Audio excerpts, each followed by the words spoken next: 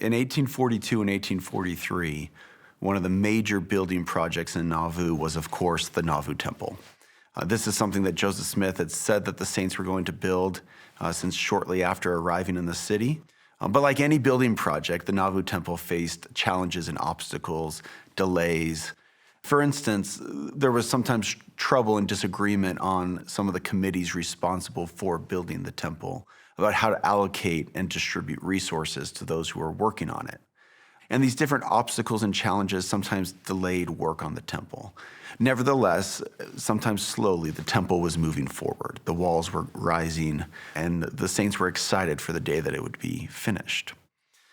Even amid these challenges and obstacles, the Latter-day Saints were using the unfinished temple. For instance, in late 1841, they dedicated the baptismal font in the basement of the temple. This is where they performed their baptisms for the dead.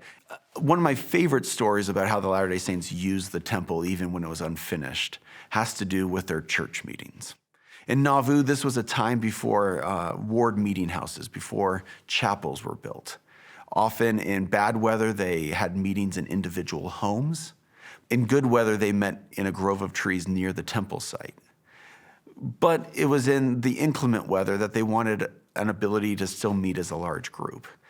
And so Joseph Smith in September 1842 proposes that the saints build a temporary floor, and this would allow the Latter-day Saints to come and meet together in a large space. Now, there was still no roof over the temple, and the walls were anywhere from 4 to 12 feet high.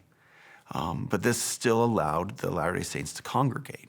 One of my favorite descriptions of this comes from a letter written by a non-church member living in Nauvoo named Charlotte Haven, where she describes to her mother the scene on a Sunday in Nauvoo with church members dressed in their Sunday best walking to the temple, but they're carrying with them benches, stools, and chairs.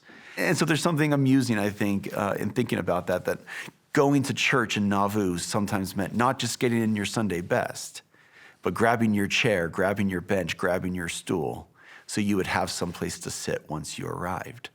I think it also shows how church leaders met some of the obstacles and problems that arose, that they were looking for pragmatic solutions to everyday problems. If you needed some place to sit at church, the solution was to ask church members to bring their own seat.